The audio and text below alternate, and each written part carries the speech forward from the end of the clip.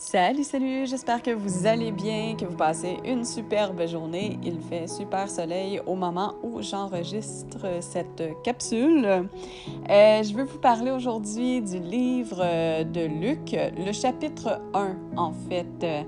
Je vous encourage vraiment à le lire de façon intégrale. C'est super riche en informations. Des fois, il faut lire et relire. Je l'avais déjà lu quelques fois par le passé, mais je l'ai relu hier soir et j'ai été étonnée des informations que j'ai compris. Je ne sais pas si je les avais compris précédemment, mais ça m'a vraiment frappée. Je veux vous partager ces informations-là. Ça parle en fait de l'inspiration qui a fait en sorte que la prière du Je vous salue Marie existe. Il y a des fragments qui ont été pris de ce chapitre-là, entre autres. Ça se peut aussi que ça a été pris dans les autres évangiles. Hein. Les évangiles, c'est comme 4 fois la même histoire, mais vue de façon du point de vue de 4 personnes différentes. Et ça parle aussi de la nouvelle naissance et par le Saint-Esprit. Hein? De recevoir le Saint-Esprit, c'est pas mal ça, la nouvelle naissance. Ça parle également de... En fait, je vais y aller directement. Ça parle de 2 couples qui vont recevoir la visite de l'ange Gabriel pour leur annoncer, le premier couple, la venue de l'enfant Jean-Baptiste. Et 6 mois plus tard va naître, environ, 6 mois plus tard, va naître Jésus, donc les parents de Jésus.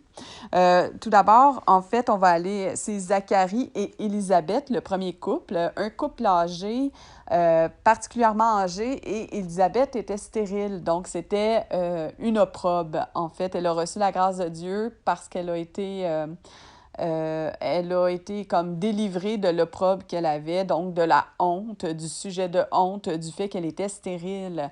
Mais l'ange Gabriel a visité particulièrement Zacharie et lui a annoncé que Élisabeth allait être enceinte malgré leur âge avancé. Et au verset 14 à 17, je vais les lire. Je vais lire ce qu'il dit. « Il sera pour toi un sujet de gloire, parlant de Jean-Baptiste, un sujet de joie plutôt, et d'allégresse, et plusieurs se réjouiront de sa naissance. Car il sera grand devant le Seigneur, il ne boira ni vin, ni liqueur enivrante, et il sera rempli de l'Esprit Saint dès le sein de sa mère. Il ramènera plusieurs des fils d'Israël au Seigneur leur Dieu.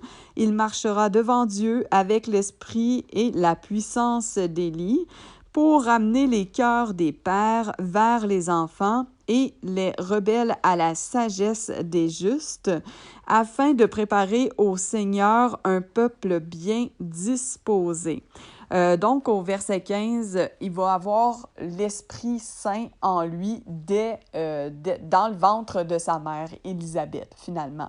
Donc, dès le départ, lui, il y a l'Esprit Saint en lui et il va être habité, donc il va être vivant. On reviendra sur le fait vivant et mort plus à la fin de la capsule. Voilà. Et en fait, Zacharie était un peu sceptique de tout ça à cause que, justement, Élisabeth était stérile et l'ange Gabriel va faire en sorte qu'il devienne muet comme étant un signe qu'il n'a pas cru, premièrement. Et lorsque les choses vont arriver, quand Élisabeth va enfanter, il va retrouver la voix. On voit plus tard qu'il retrouve la voix et il va nommer. Première chose qu'il va dire, c'est qu'il va respecter ce que Gabriel lui a dit et il va nommer Jean-Baptiste, Jean, au lieu de, normalement, l'enfant aurait dû s'appeler Zacharie parce que c'était le premier enfant. Voilà. Et ensuite, j'aimerais aller vers le deuxième couple, celui de Marie et Joseph. Donc, Marie qui était vierge, elle était fiancée à Joseph. Et en fait, c'est Marie qui reçoit la visite de l'ange Gabriel cette fois-ci. Et c'est ça qui va... l'ange Gabriel va lui annoncer qu'elle va avoir un bébé malgré qu'elle n'a pas connu malgré qu'elle est vierge. Et personnellement, je fais partie de ceux qui ne remettent pas en doute la virginité de Marie parce que, justement, si Dieu est capable de rendre enceinte une personne stérile, pourquoi qu'il ne serait pas capable de mettre enceinte une femme qui est vierge? C'est aussi de réduire Dieu à un être impuissant parce qu'on sait que Dieu a créé la Terre, l'univers, tous les systèmes complexes des êtres vivants, les micro-organismes et tout, là, j'en passe. Fait que de croire que Marie pouvait pas être vierge, c'est comme si Dieu n'était pas tout-puissant. Et moi, je crois que Dieu est tout-puissant et qu'il peut tout. Pour moi, je ne remets pas en doute du tout la virginité de Marie. Tout ça pour dire aussi, c'est ça, c'est 6 mois plus tard, en fait, qu'elle reçoit la visite de l'ange Gabriel en parlant de Marie. Les versets 34 et 35... Marie dit à l'ange, « Comment cela se fera-t-il puisque je ne connais point d'homme? » Ça, c'est une autre façon de dire qu'elle n'a pas eu de relation intime avec un homme. Et verset 35, l'ange lui répond, « Le Saint-Esprit viendra sur toi et la puissance du Très-Haut te couvrira de son ombre. C'est pourquoi le Saint-Enfant qui naîtra de toi sera appelé Fils de Dieu. » Ça, j'aimerais parler de cette chose-là. En fait, on parle, le Saint-Esprit viendra sur toi. Je fais la nuance entre venir en toi et venir sur toi. Parce qu'il y a une théorie qui circule, parce que dans certains milieux chrétiens, on parle de nouvelle naissance qui est différent du baptême du Saint-Esprit. Et j'ai vu une vidéo récemment que j'avais déjà vue aussi par le passé en me posant certaines questions. Comme quoi qu'il y avait une différence quand que l'Esprit Saint vient sur une personne et vient à l'intérieur de la personne. Ça serait 2 choses différentes. Personnellement, je ne le crois pas. Mais bon, hein, la recherche est en cours, à suivre pour ça. Mais tout ça pour dire que souvent, les gens qui disent ce genre de choses-là, qu'il y a une différence entre les deux, parlent du baptême du Saint-Esprit comme quoi le signe ultime qu'on a été baptisé du Saint-Esprit, c'est le fameux parler en langue. Si vous ne connaissez pas c'est quoi le parler en langue, je vais sûrement éventuellement faire une vidéo, si Dieu le veut, sur la question. Mais si vous êtes curieux, je vous encourage à faire des recherches là-dessus si vous ne savez pas de quoi il s'agit. Tout ça pour dire que il y a cette prétention-là que le parler en langue, c'est le signe ultime qu'on a été baptisé par le Saint-Esprit. Si vous croyez ça, j'aimerais savoir quel verset nous dit que Marie a parlé en langue, parce que là, elle a reçu sur elle le Saint-Esprit. Pour moi, le signe ultime, on va le voir un peu plus tard aussi, qui pour moi est la même chose, le baptême du Saint-Esprit, que la nouvelle naissance, hein, naître de nouveau, être né de nouveau, ou la naissance d'en haut, il y a des synonymes de ça. On va le voir un petit peu plus tard, mais c'est ça, le fait qu'elle va avoir un enfant fait partie du signe. C'est pas un signe que tout le monde va avoir, mais ça, hein, chaque personne est différente, chaque personne réagit différemment selon ce que l'esprit lui apporte. Donc, elle va avoir un enfant et il y aura quelque chose d'autre aussi qui s'en vient. Ensuite, j'aimerais parler du fait que oui, c'est ça. Je vais lire les versets 36 et 37. Voici Élisabeth, ta parente, a conçu, elle aussi, un fils en sa vieillesse, et celle qui est appelée stérile est dans son 6e mois. OK? Donc, c'est ça. C'est une parente à elle, Élisabeth, qui va faire naître Jean-Baptiste. Et 37, car rien n'est impossible à Dieu. Donc, tout est possible à Dieu. C'est pour ça que je vous encourage vraiment à garder tout le temps ça en tête. Même si des fois, justement, on passe à travers des moments difficiles, on peut prier avec persévérance, pas avec harcèlement, mais avec persévérance et de faire confiance que Dieu peut nous amener vers des choses qu'on n'aurait jamais cru possibles. Voilà. Puis 38 pour terminer, Marie dit « Je suis la servante du Seigneur, qu'il me soit fait selon ta parole. » Et l'ange la quitta. Et tout de suite après, Marie va se précipiter chez sa parente, qui est Élisabeth. Et puis, dès qu'elle va arriver finalement chez Élisabeth, elle va la saluer. Et à ce moment-là, en entendant la voix de Marie, Élisabeth va recevoir le Saint-Esprit. Et il y a une chose très particulière qui va se produire, c'est que dès qu'elle entend ça, dès qu'elle reçoit le Saint-Esprit, elle va prophétiser.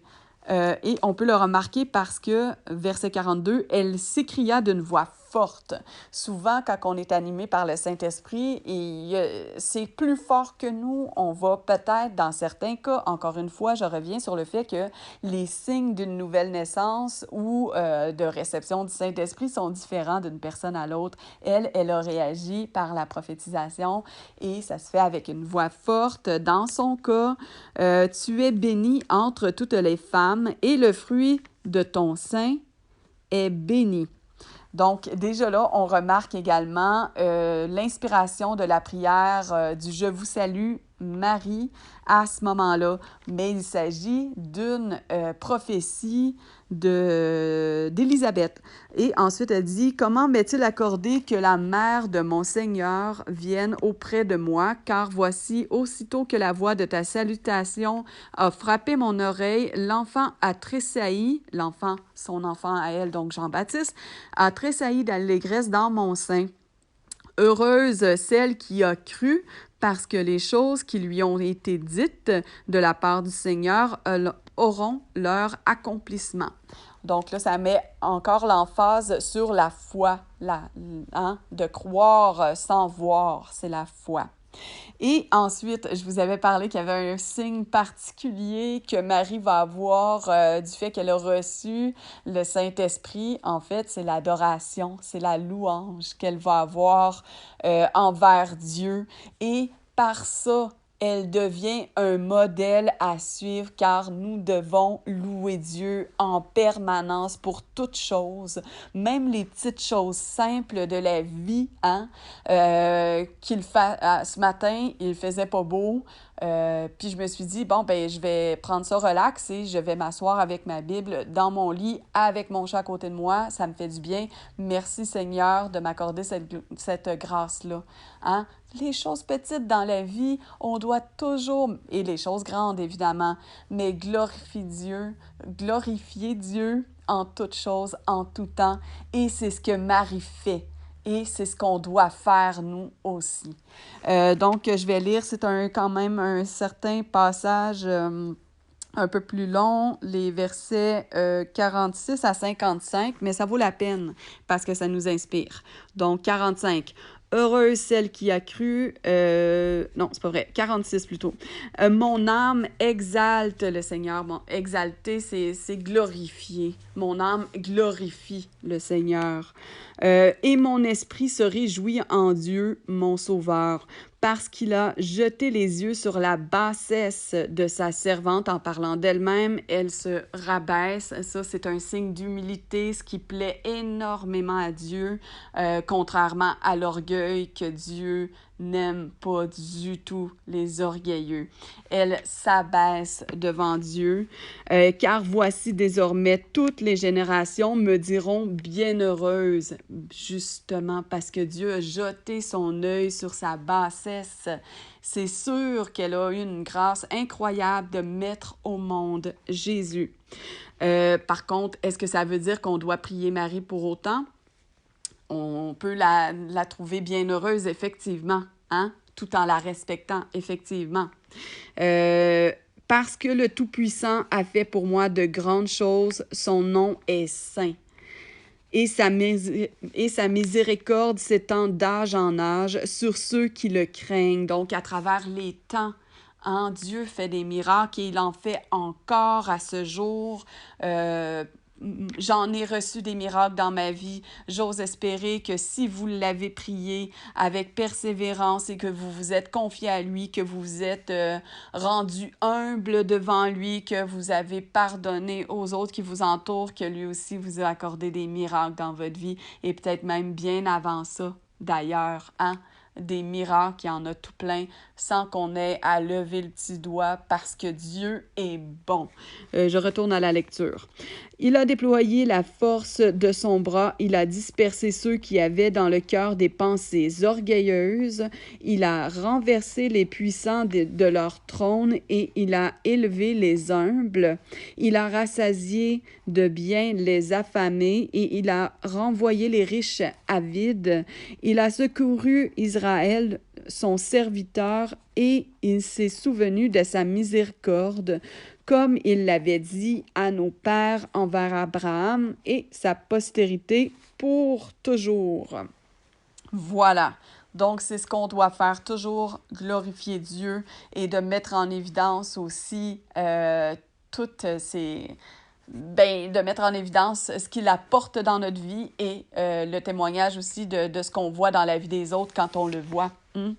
Voilà. Donc, 67. Zacharie, son père, fut rempli du Saint-Esprit et il prophétisa en ces mots: « Béni soit le Seigneur, le Dieu d'Israël. » Encore une fois, on doit louer et bénir Dieu en tout temps. Ça nous le démontre. De ce qu'il a visité et racheté son peuple. On parle de rachat. Donc ça, c'est très important. C'était une promesse que Dieu avait faite et ça va se faire par l'œuvre de la croix qu'on va voir, pas dans cette vidéo-ci, mais qu'on voit plus tard dans la Bible. Il nous a suscité un puissant sauveur dans la maison de David, son serviteur, comme il l'avait annoncé par la bouche de ses saints prophètes des temps anciens. Un sauveur qui nous délivre de nos ennemis et de la main de tous ceux qui nous haïssent. C'est ainsi qu'il manifeste sa miséricorde envers nos pères et il se souvient de sa sainte alliance, selon le serment par lequel il avait juré à Abraham, notre père, de nous permettre, après que nous serions délivrés de la main de nos ennemis, de le servir sans crainte. Ça, c'est important, hein? Parce qu'à partir du moment où on reçoit l'alliance, qu'on reçoit le Saint-Esprit, nous sommes protégés par Dieu. En autant que, verset 75, en marchant devant lui dans la sainteté et dans la justice de tous les jours de notre vie.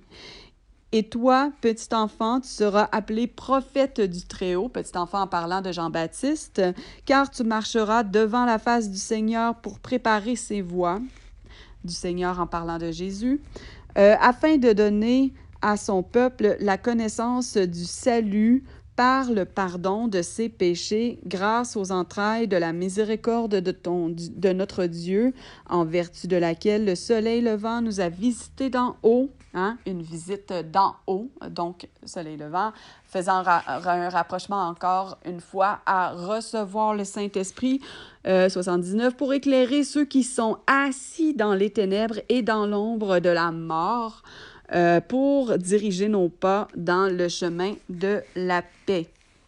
Donc, l'œuvre de la croix qui va nous sauver, qui va nous racheter de nos péchés. Et justement, Jean-Baptiste, le travail qu'il a à faire, son rôle en tant qu'enfant de Dieu, animé par l'Esprit Saint depuis le ventre de sa mère. Et ça va être justement de prêcher la repentance. La repentance, en fait, c'est de demander pardon pour nos péchés.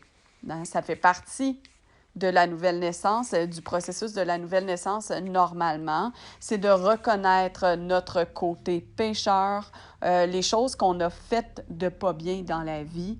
Et de se repentir, c'est également de détourner le dos au péché, à certains péchés. Donc, c'est ça qui va annoncer Jean-Baptiste et il va baptiser les gens, hein? Un baptême par immersion. C'est ce qu'on voit dans la Bible. Nulle part dans la Bible, à ma connaissance, on voit un baptême avec une coupe de gouttes d'eau sur le front et on ne voit pas de baptême non plus nécessairement des jeunes enfants dans la Bible, à ma connaissance. Si je me trompe, n'hésitez pas, ça me fait toujours plaisir d'avoir les versets pour améliorer mes connaissances bibliques parce que je vous partage juste ce qui me stimule dans mes lectures. Je fais pas des enseignements, je n'ai pas les connaissances pour ça. Et puis, verset 75, je veux le mettre en évidence, je vais le relire. « En marchant devant lui dans la sainteté et dans la justice tous les jours de notre vie. » Parce qu'une des théories qui circule beaucoup, c'est que la sainteté, la sanctification n'est pas nécessaire lorsqu'on est né nouveau. Moi, je peux vous assurer qu'elle est nécessaire. Je vais probablement faire éventuellement une vidéo sur le sujet également, un sujet spécifique à ça. Mais là, ça nous met en évidence que lorsqu'on est de nouveau, après qu'on se soit repenti, on n'est pas censé retomber dans nos péchés. En plus, justement parce qu'on est tellement animé par le Saint-Esprit qu'on n'a même pas le goût de pécher. Par contre, les chutes sont possibles, mais il faut savoir se relever et s'en remettre à Dieu avec humilité. Mais bref, je ne vais pas plus loin sur ce sujet-là. C'est juste une petite aparté. En fait, je veux revenir sur aussi la nouvelle naissance ou la naissance d'en haut ou le baptême du Saint-Esprit ou de recevoir le Saint-Esprit, là, name it. Il y a beaucoup de références différentes qui veulent dire à peu près la même affaire, selon moi. Sous toute réserve, je suis encore en train de faire des vérifications. C'est pour ça que je relis à nouveau le Nouveau Testament dans son intégralité, incluant l'Ancien Testament, parce que je pense que c'est très pertinent de le lire.